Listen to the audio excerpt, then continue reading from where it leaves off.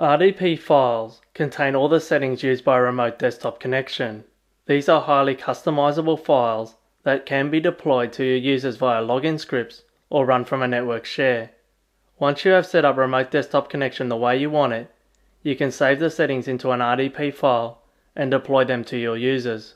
The file contains the server and applications you want to connect to, so you can create a different RDP file for different applications. The settings used by a remote desktop connection can also be deployed via group policy. Let's have a look how to create and use RDP files.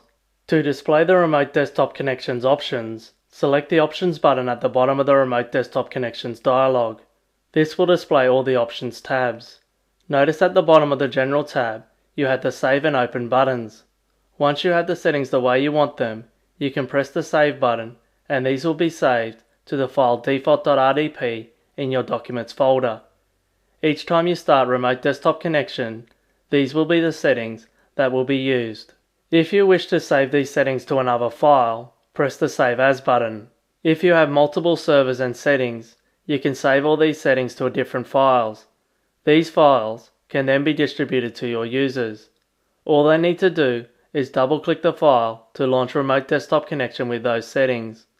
On this tab, you have the display settings. You can change the size of the remote desktop window by moving the slide bar left and right. By default, the desktop connection will be displayed in full screen mode. Some companies have a standard resolution that they like to run in, or an application that works best in a particular resolution. If this is the case, you can set the resolution here and the desktop for remote desktop connection will appear in this resolution. Next you have the number of colors that will be displayed. If you don't need a lot of colors, I would recommend reducing the number of colors shown here. Less colors means less processing power and memory used on the server. For the end user, less colors means a faster, more responsive session. If you connect over a slow link, reducing the colors can make a big difference to the speed and responsiveness of your session. The last setting, display the connection bar in full screen, displays a title bar at the top of the screen, letting you know which server you are connected to. You can also disconnect and minimize the screen using the title bar. You can switch this off, however, switching the title bar off can confuse the end user. Users can get confused in full screen mode without the title bar because they forget if they are working on their local PC or a remote desktop. The title bar helps to remind them they are using a remote desktop and also helps you identify which desktop you are using when you have multiple desktops running. Your local resource tab determines which resources are available during your session. Keep in mind that if a resource has been disabled on the server, you cannot enable it here. From here, you can enable, disable, or leave the sound on the remote computer. Leaving the sound on the remote computer still plays the sound, but the audio is not transferred over the connection. The next setting will determine how Alt Tab will work when pressed. Lastly, you can disable local printing and the clipboard.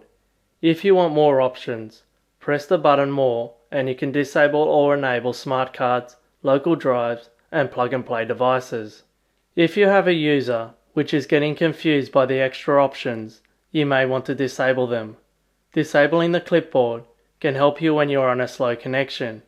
If the user attempts to paste a large amount from the clipboard by mistake, the connection can freeze. Plug-and-play, USB drives, and other devices can confuse the end user. When they plug these devices in, they expect to see them on their local computer. However, they may get diverted to the terminal services session instead. If this is occurring, consider switching these options off. The Program tab allows you to start up a program when you start a new session. This can be used to display things like terms and conditions or automatically run a particular program on startup. If the end user only connects to a particular server to run a specialized application, you may want to consider getting this application to start automatically for them. The Experience tab allows you to disable certain user interface options. Disabling options generally makes your sessions run faster and use less network bandwidth. If you select your connection type from the pull-down list, Remote Desktop Connection will suggest settings for this particular type of connection. Otherwise, you can enable and disable settings as you wish. On a slow connection, You can deselect all these options to improve your connection. However, I would suggest leaving on bitmap caching. The caching keeps a local copy of bitmaps and can improve the speed of your session over a slow network. The Advanced tab allows you to configure server authentication and the Terminal Services Gateway feature. Server authentication is a feature available in Windows Vista and Windows Server 2008. When you deploy Terminal Services, you will need to configure the clients that connect to it. The best way to do this is through Group Policy. Using Group Policy allows you to set and enforce Terminal Services settings.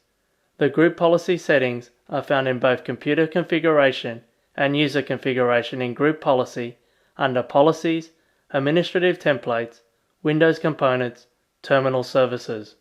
It is a good idea to have a look through the settings to see what is available. In particular, you may want to configure Single Sign-On. When this is set, the RDP client will pass the current user credentials to the terminal server rather than prompting for credentials. This makes Terminal Services a much more transparent solution and easier for the end user to use. To enable Single Sign-On, edit the setting Credential Delegation. Once you have enabled Single Sign-On, you will also need to enter the names of your terminal servers. These are in the form term-srv/server name. If you want to allow all terminal servers, use term-srv/*. There are a lot of settings in Group Policy for terminal services. The Computer Configuration allows you to specify client settings such as saving passwords on the local computer and which resources should be directed to the Terminal Services session. User Configuration allows you to set settings related to user session times, remote control, and session configuration.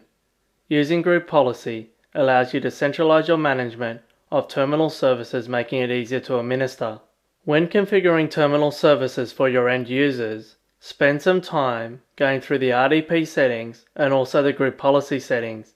Having these settings correct can improve your end user's experience in terminal services and make your job a lot easier.